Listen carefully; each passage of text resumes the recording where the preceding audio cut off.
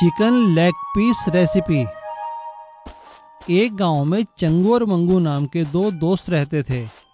दोनों की दोस्ती की पूरे गांव में मिसालें दी जाती थी।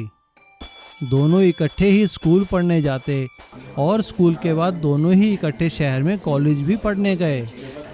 मंगू पढ़ लिख कर एक कंपनी में बहुत बड़ा ऑफिसर बन गया और क्योंकि चंगू को खाना बनाने का बहुत शौक था, एक होटल में काम करने लगा।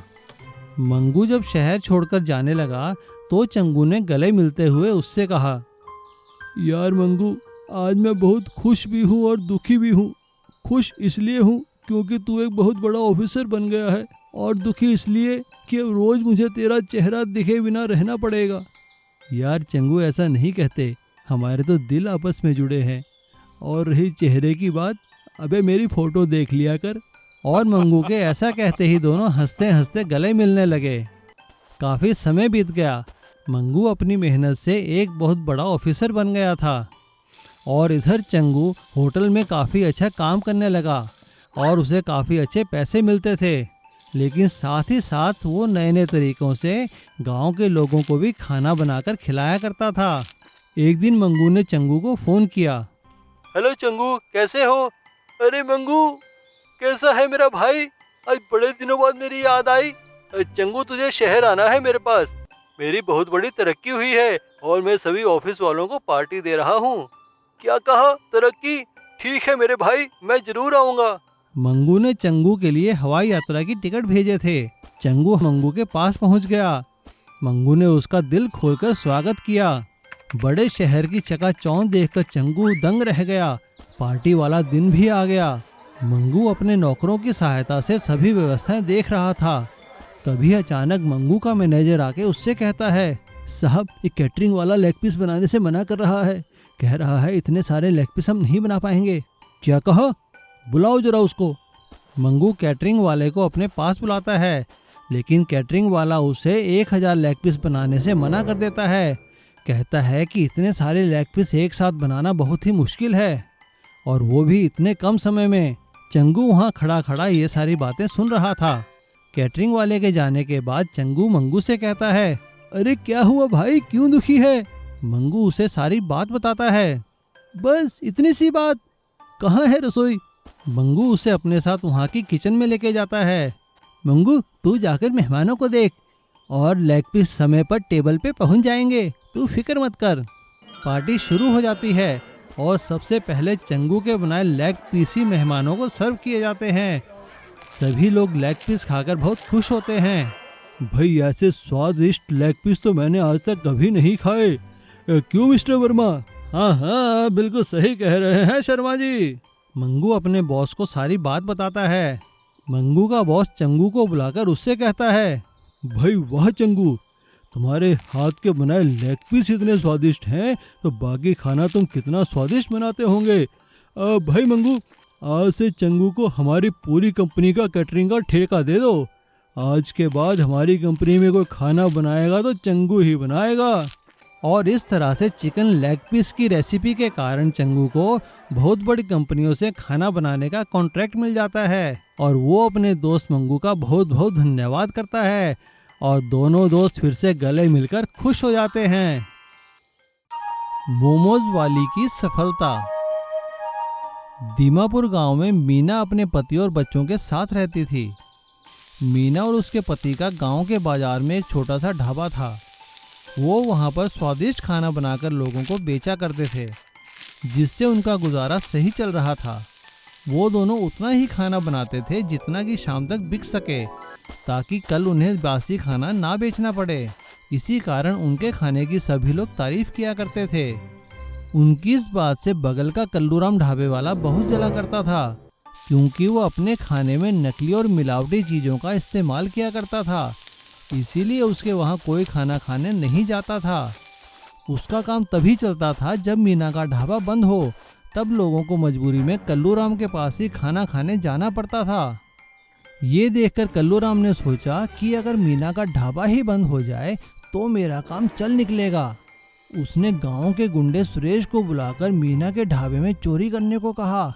अरे सुरेश, एक काम करना, रात को मीना के ढाबे का सारा सामान चुराकर मेरे खेत वाले घर में रख देना। इनका सामान ही नहीं रहेगा तो क्या बनाएंगे। नया सामान लाते लाते इन्हें बहुत समय लग जाएगा और तब तक तो मेरा काम काफ़ी चल निकलेगा। ठीक है कल्लू दादा, आपका काम हो गया समझो।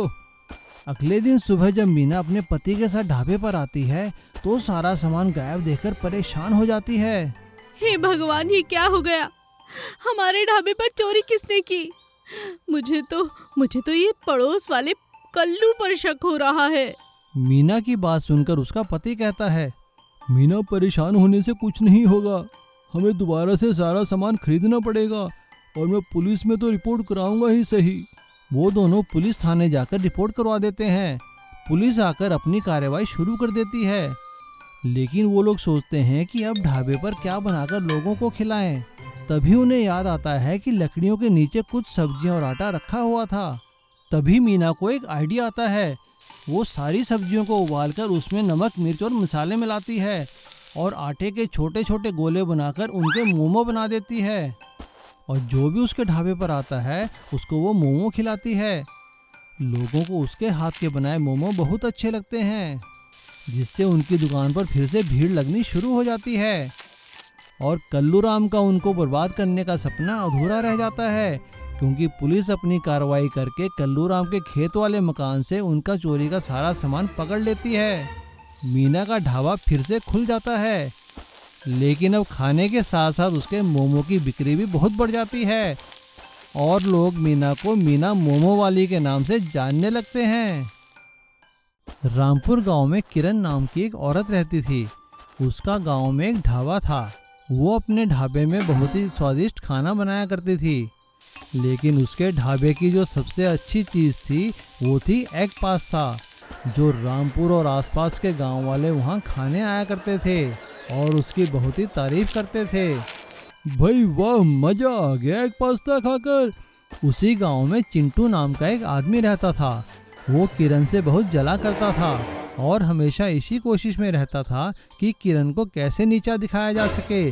वो कोई काम काज नहीं करना चाहता था, वो तो बस आसान तरीकों से और लोगों की नकल करके जल्द से जल्द पैसे कमाना चाहता था।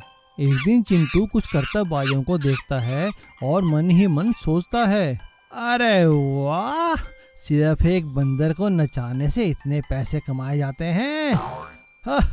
आज इनका पीछा करता हूँ और इनका बंदर ही चुरा लूंगा। चिंटू पूरा दिन उन करतबबाजों का पीछा करता है और चुपके से उनके बंदर को नींद की गोली खिलाकर चोरी कर लेता है।